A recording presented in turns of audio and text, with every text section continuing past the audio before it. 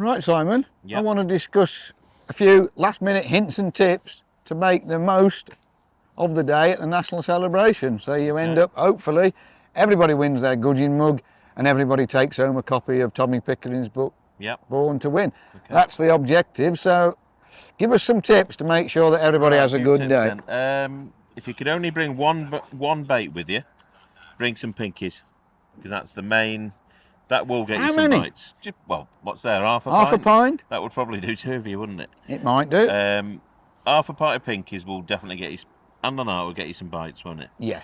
You know, if you can So only that's bring one bait, the bait that's going to be on the hook. some pinkies. And what ground bait would you You say? mentioned setting the dinner table, so I'd bring some lake and canal ground bait mixed together, or all your favourite mix, something similar.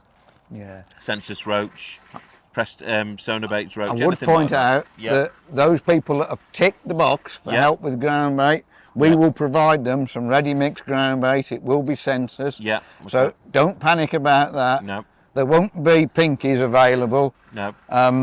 There may be a few, but Yeah. don't rely on us having pinkies. But you can rely on us having ground So bait. if I was going to bring one bait, if I was restricted to one bait, cost-wise or availability-wise, I'd definitely make sure I got some pinkies.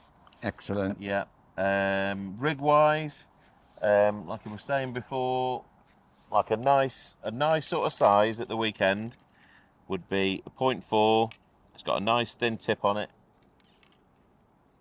Nice bulk of stocks there. A small hook as well. Why small? What Yeah, size? I've got a Simon? size 22 on that one. No, it's a size 20 that one is. Yeah. 20 or a 22. So just have a nice rig like that. Incidentally, you might, and also we can as well, if there's more roach getting caught or it's gone a bit difficult, we can spread those shots out as well. So I can move them. So Does that make the bait small? Makes it sink slower. Yeah. And it's better for catching species like roach. I wouldn't start like that, but when the fishing got difficult, I'd spread them out. And also regarding rigs, I would have with me, if you've got the spare kits and everything, I've set up today.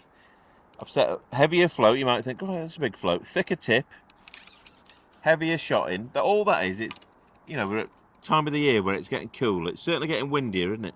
We've had a couple of weekends where it's been windy.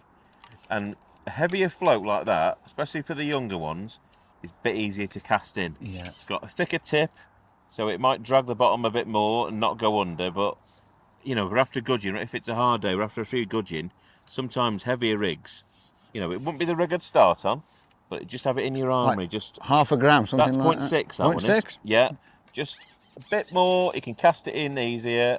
Just a bit more sort of legging on sort of thing, and it's just helps you, in the wind, especially if it's a windy day. Because some of the stretches are a bit open, aren't they? Yeah. So definitely having that heavy rig can sometimes work. Yeah. Tip from me. Yep. I was going to say, I've just forgotten what it is now, unfortunately. Pole pots, I think you were saying about before. Oh, yes. Yeah. Yeah.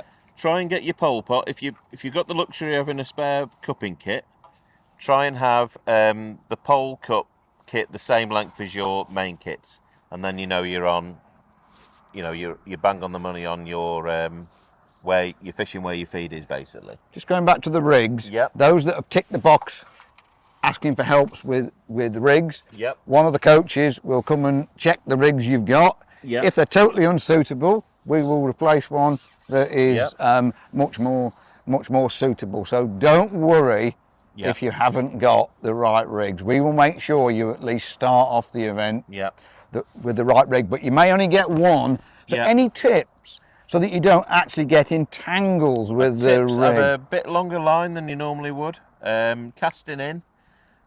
Important not to plonk it in a heap. I would have it laid in so it doesn't catch, get in tangles. I'd have some spare hooks as well, because obviously you might break a hook length off, so you might need some spare hooks. That's a very good one. Hooks to nylon, those Preston ones. What size are those again? 20s to like 1 pound for hook length. So that's an important one. The pole tape, that's an important one. Yes, for the 3 metre line. So explain that. I put some tape on there today because, like, if I fished just a top kit, it was too short, too close. So I've gone to my 3 metre line and put a piece of the tape, and you get that Guru do some pole tape, and it's just tape that goes around. It doesn't damage your pole either. So I know that some people say you could use Tipp-Ex, but you can't feel Tipp-Ex. So I know when I'm shipping out, I can feel that bit of tape there in my hand and know that I'm always on that 3 metres. So what we're going to do, Simon, is the people that are helping out will make sure that everybody... Fishing 3 metres. And they will have tape and they will actually measure to make sure, to help you, because the thing about it is it makes your fishing really accurate. It does. Because you're putting your rig in the same place every time. Where we fished today, it's on a slight, it's like slightly getting deeper. It's not that flat. So it was important to fish where my thumb was on that 3 metre spot. So very important, the old Guru pole tape. Arriving. So on the Saturday, the start is at 12 noon. Okay. So I would think about 10:30. Get there as early as you can. Especially if you want help from the coach. Yeah, the worst thing you can do is get there half an hour before the start and it's a rush. You might have a bit of a walk to your peg. Get there as early as you can. Get there at 10 o'clock if you want. Get there as early as you get set up, nice and calm. And when it's all done, you can sit back, have a drink or whatever, have a sandwich or whatever to eat. Yeah. Just chill out and everything and let your peg settle down then. The last thing you want is a load of chaos before the start, load of noise banging around and stuff like that. And so get to your peg early, get set up, and then you can get the coaches to help you if you need it as well, can't you? Absolutely, yeah. Because there'll be a rush for the coaches. If you get there early, you'll have some quality time. You will. With a coach, which is a really good thing. Plenty of toilets. There's toilets at virtually all of the access points. The postcodes and all of that, we will be sending those out on Thursday morning by email.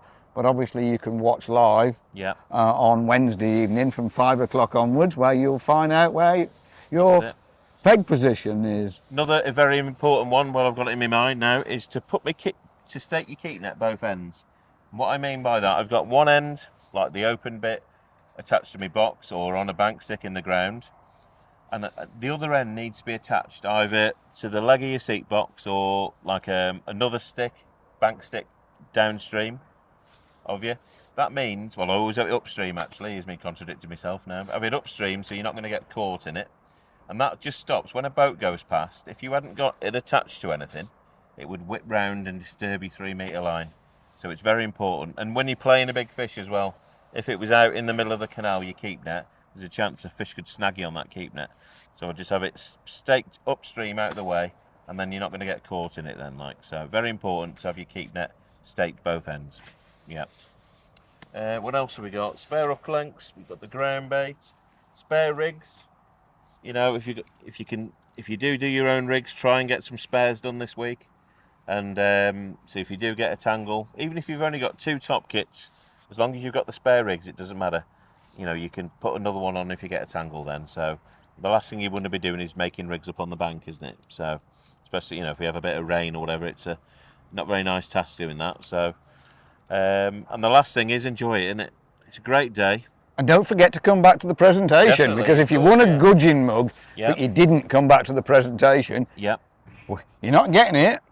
Somebody else will have it. And it's a team thing as well, isn't it? They're all in teams and that. Everybody's in a team of 3, pretty much. I remember one lad the other year, he didn't think he'd done any good, but he come back, the team had actually won. Yeah. So you never know, do you? You never know. And every ounce will count, won't it? It's always very close, isn't it?